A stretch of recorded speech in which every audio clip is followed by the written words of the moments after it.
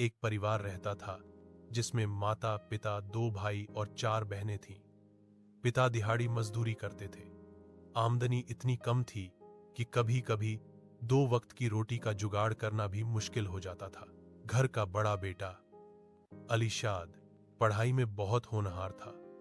उसके शिक्षक कहते थे कि वह एक दिन बहुत आगे जाएगा, लेकिन गरीबी की दीवार अलीशाद के सपनों से कहीं ज्यादा ऊंची थी।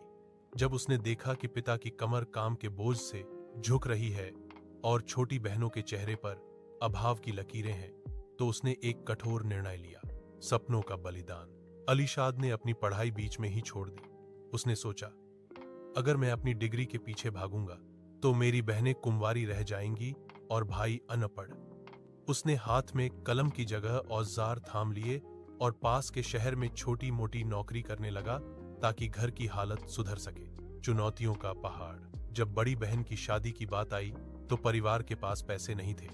पिता ने लोगों से मदद मांगी और जैसे तैसे पहली बहन की शादी संपन्न हुई, लेकिन अभी भी 3 बहनों की शादी बाकी थी और सिर पर कर्ज का बोझ पहाड़ जैसा खड़ा था। पिता अब बूढ़े हो चुके थे। उनकी हिम्मत जवाब दे रही थी। अलीशाद ने महसूस किया कि गांव में रहकर वह इतना नहीं कमा पाएगा कि कर्ज भी चुका सके और बहनों के हाथ भी पीले कर सके। परदेश का सफर। एक रात अलीशाद ने अपनी मां के पैर छुए और भारी मन से कहा, मां, मैं परदेश जा रहा हूं। जब तक मेरी तीनों बहनों की शादी धूमधाम से नहीं हो जाती और हमारा घर संभल नहीं जाता, मैं चैन से नहीं बैठूंगा। अलीशाद ने पूरे घर की जिम्मेदारी अपने कंधों पर ले ली और परदेश चला गया कमाने। वहां उसने दिन रात कड़ी मेहनत की। उसने खुद की खुशियों को मार दिया